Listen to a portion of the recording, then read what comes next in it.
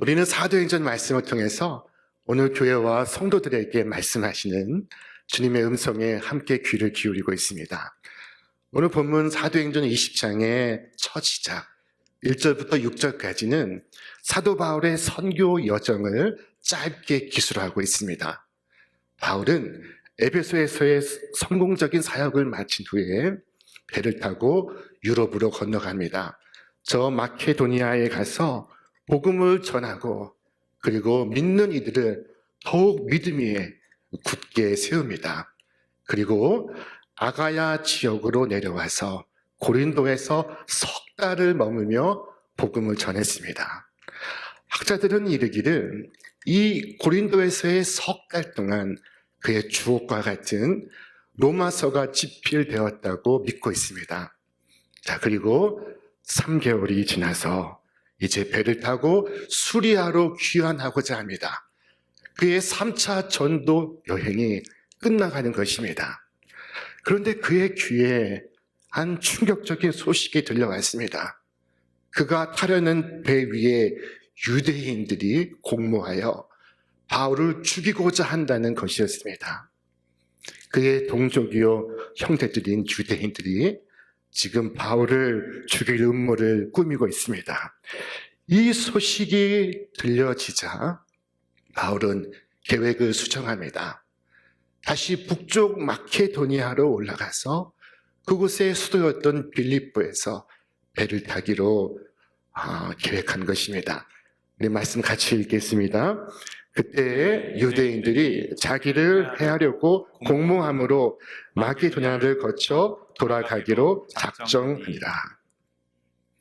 바울은 가는 곳마다 많은 핍박을 받았습니다. 그의 복음 사역은 평안하게 무탈하게 아무 회방 없이 이루어졌던 것이 아닙니다. 그가 가는 여정에 많은 방해와 어려움이 있습니다. 그들은 끈질기게 바울을 괴롭혔습니다. 자, 그러나 바울은 자기를 괴롭히는 사람들과 사건들이 있었음에도 불구하고 그는 끊임없이 복음을 전했습니다. 바울의 복음 전도는 핍박과 박해를 무릅쓰고 이루어지고 있었습니다. 자, 많은 시련과 어려움 속에서 복음을 전하는데 그 중에 가장 큰 어려움은 그의 형제인 유대인들의 핍박이었습니다. 자, 여러분, 사탄이 우리를 공격할 때 사탄은 자신이 벌이는 악한 일을 혼자서 행하지 않습니다. 반드시 사탄은 사람을 고용합니다. 자, 삼손이 나실인의 규정을 어기고 그의 머리카락이 잘리울 때 그는 아무 힘도 쓰지 못하게 되었습니다. 그때 마귀는 삼손이 사랑하였던 한 여인을 사용하고 있었습니다.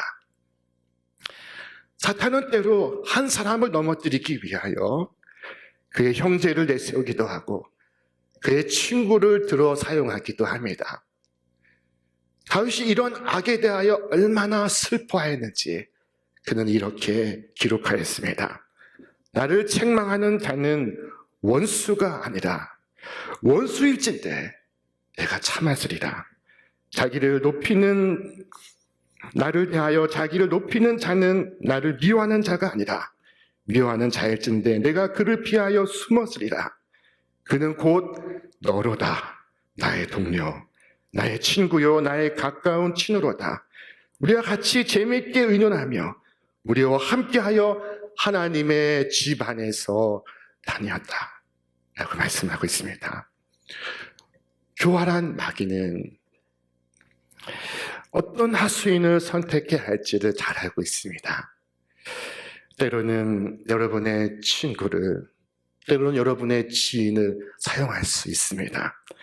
사탄이 또 얼마나 간교한지는 어느 때 우리에게 접근한지를 보아도 알 수 있습니다. 사탄은 우리가 홀로 있을 때, 우리가 외로울 때 우리에게 다가와 우리의 마음을 흔들어 놓습니다. 하와를 보십시오. 하와가 홀로 있을 때 그녀에게 접근하지 않았습니까? 자, 그러나 오늘 본문을 보십시오. 여러 사람들이 지금 바울과 함께하고 있습니다. 우리 말씀을 같이 읽겠습니다. 아시아까지 함께 가는 자는 베레아 사람 브로의 아들 소바도와 데살로니가 사람 아리스다고와 세군도와 더베 사람 가이오와 및 디모데와 아시아 사람 투기고와 드로피모라.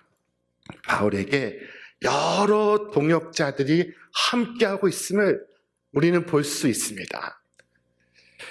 이들은 서로에게 힘이 되어주고 있었습니다. 여러분, 우리의 믿음의 여정에도 이러한 동역자들이 필요합니다. 서로가 같이 있어 서로를 지지하고 서로의 도움이 되고 함께 위로를 주고받으며 승리하는 삶을 살아갈 수가 있습니다. 자, 그처럼 바울의 선교 여정에 여러 사람들이 함께 참여하고 있습니다. 동역하고 있습니다. 서로를 지지하고 있습니다. 그리고 그들의 이름이 성경에 등장하고 있습니다. 생명책에 등재되고 있습니다. 여러분, 이와 같이 여러분과 저의 이름도 생명책에 기록되기를 주님의 이름으로 축원합니다. 마침내 바울은 저 마게도니아 빌립보에서 배를 타고 아시아로 건너갑니다. 자, 그리고 도착하여 그곳에서 말씀을 전합니다. 그 주간의 첫날에 우리가 떡을 떼려 하여 모였더니 바울이 이튿날 떠나고자 하여 그들에게 간문할세 말을 밤중까지 계속하며. 그 주간의 첫날이란 주일을 가리킵니다. 토요일이 아닌 주일을 가리키는 것입니다.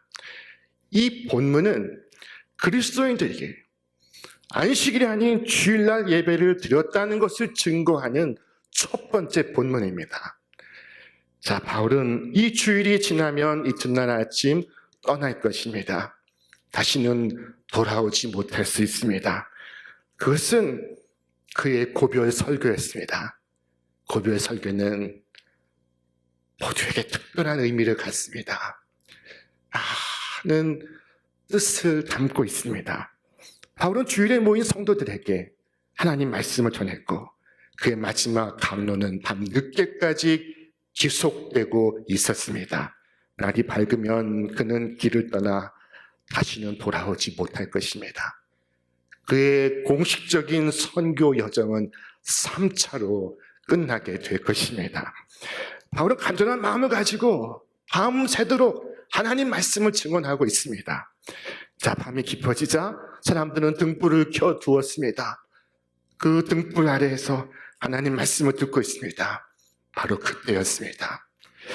그때 유두고라 하는 청년이 창틀에 앉아있다가 그 창가에서 졸기 시작했습니다. 그의 졸음은 깊어져 갔습니다. 그는 마침내 졸음을 이기지 못해서 깜빡 잠이 들었습니다.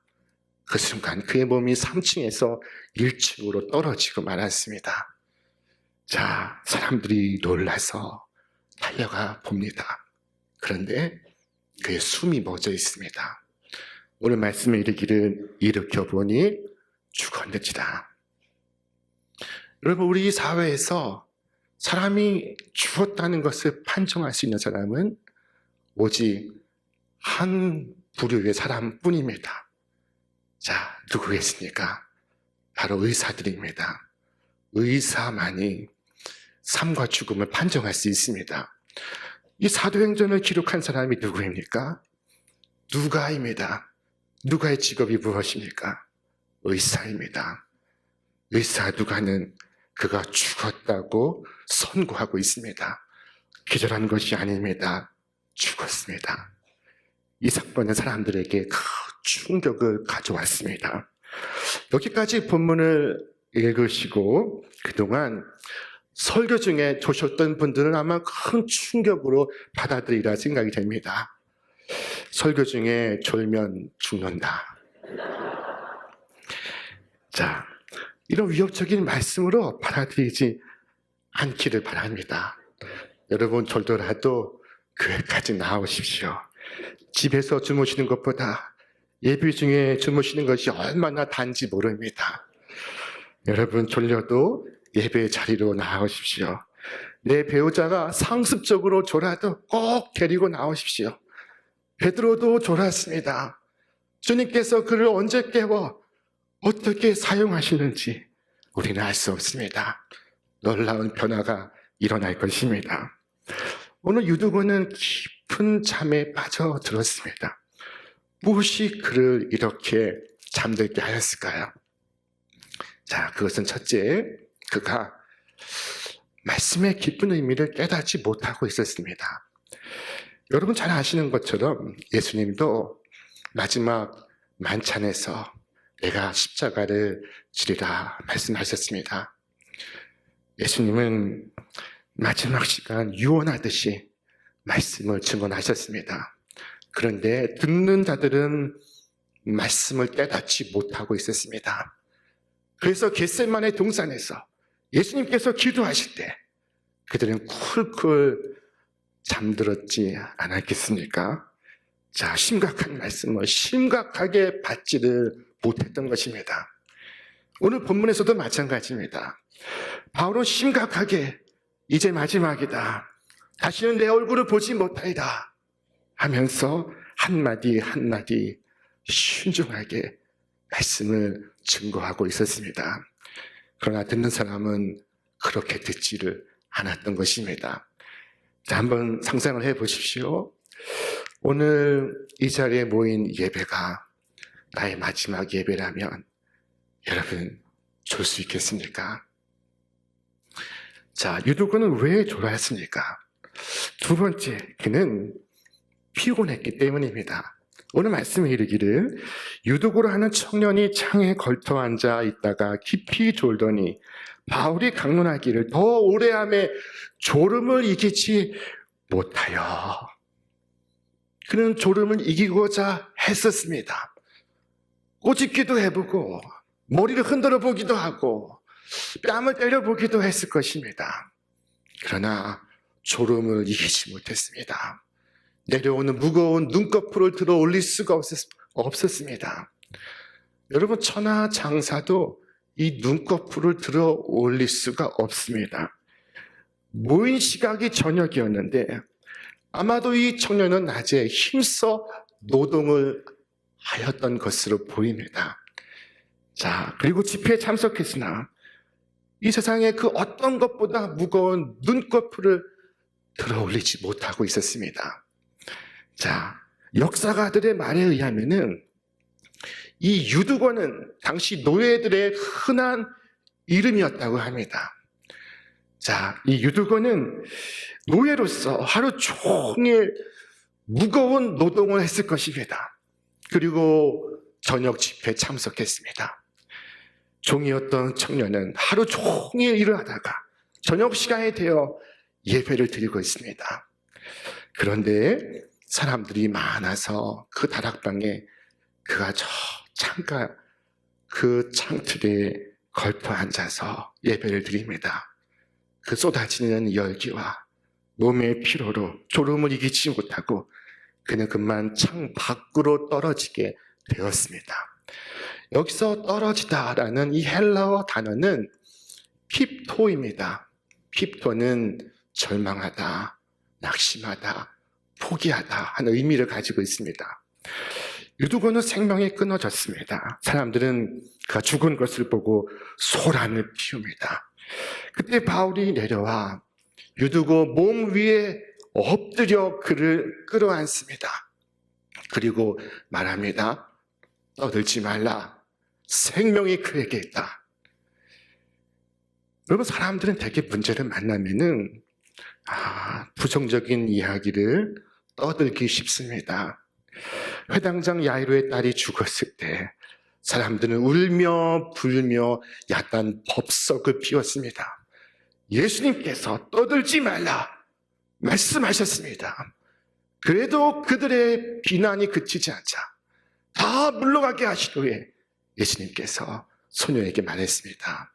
소녀야 일어나라.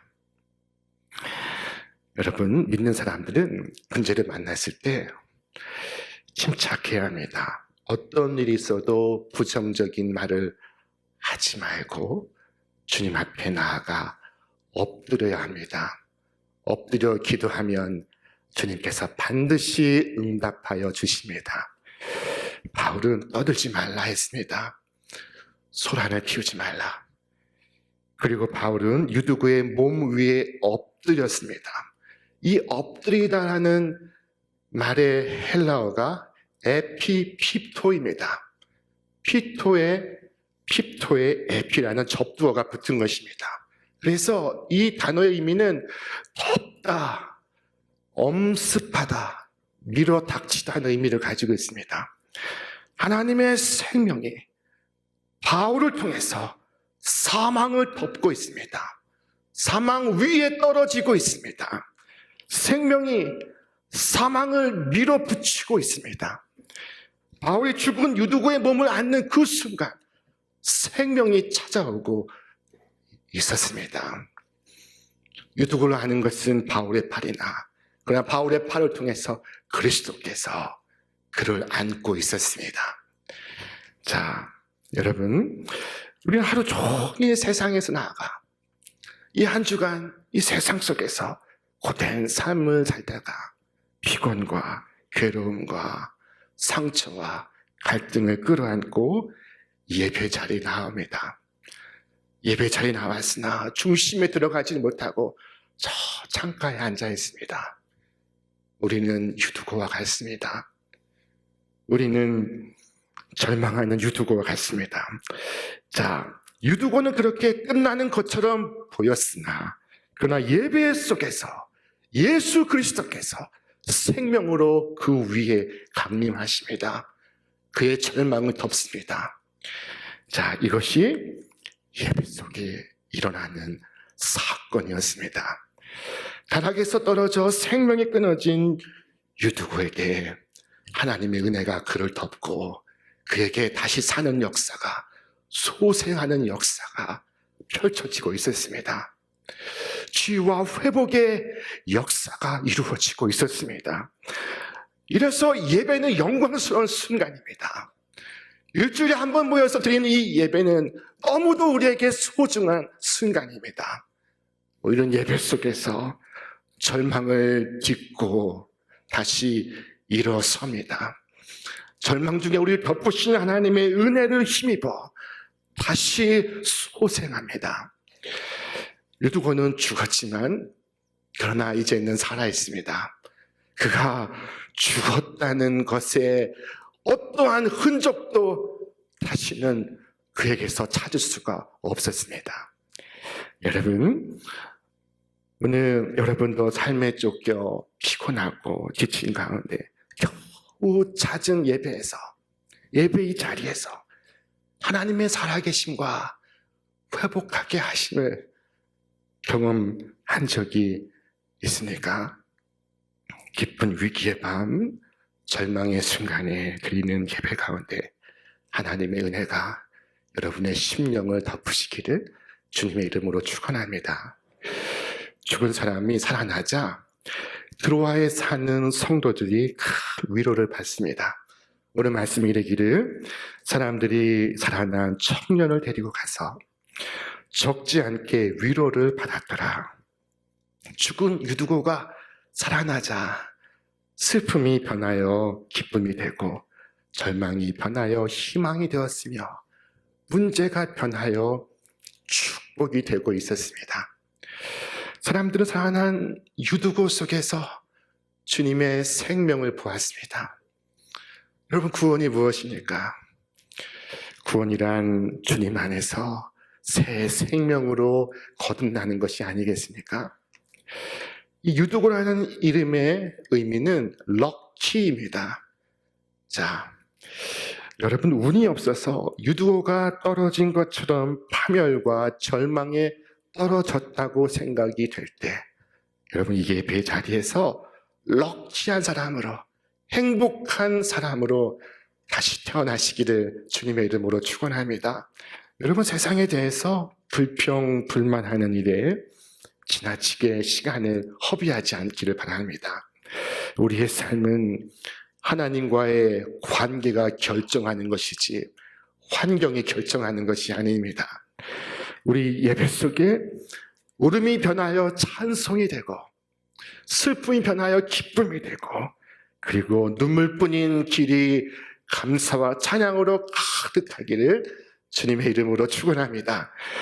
그만 바울은 그 소동이 있었음에도 불구하고 하나님 말씀을 태연하게 이어갑니다. 그대로 설교를 계속합니다. 그 꺾이지 않는 열정에 반복하지 않을 수 없습니다.